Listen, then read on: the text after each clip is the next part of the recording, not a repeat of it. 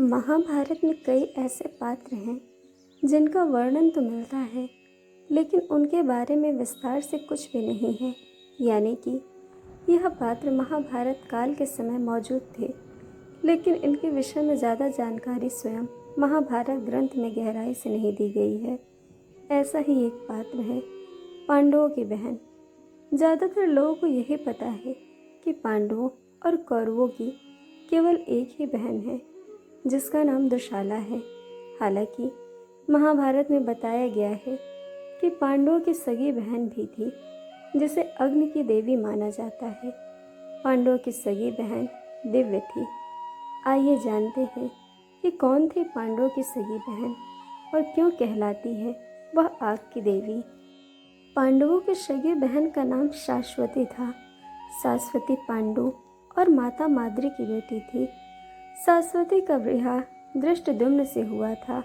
धृष्टद्युम्न पांचाली द्रौपदी का सगा भाई था। धृष्टद्युम्न अग्नि से प्रकट होकर जन्मा था। साथ ही द्रौपदी भी अग्नि से ही जन्मी थी। वहीं शाश्वती को अग्नि की देवी कहते हैं।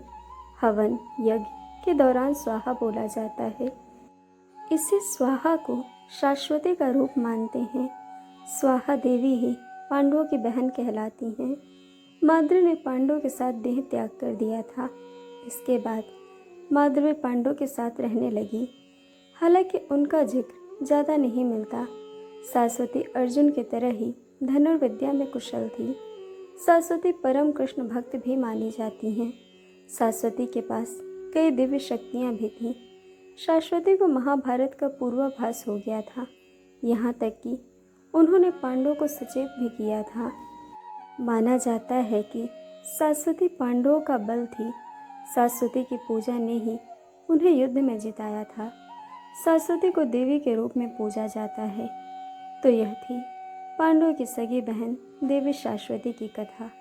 दोस्तों, कहानी आपको कैसी लगी यह हमें कमेंट करके ज़रूर बताइएगा और चैनल को सब्सक्राइब, वीडियो को लाइक शेयर करना बिल्कुल मत भूलिएगा।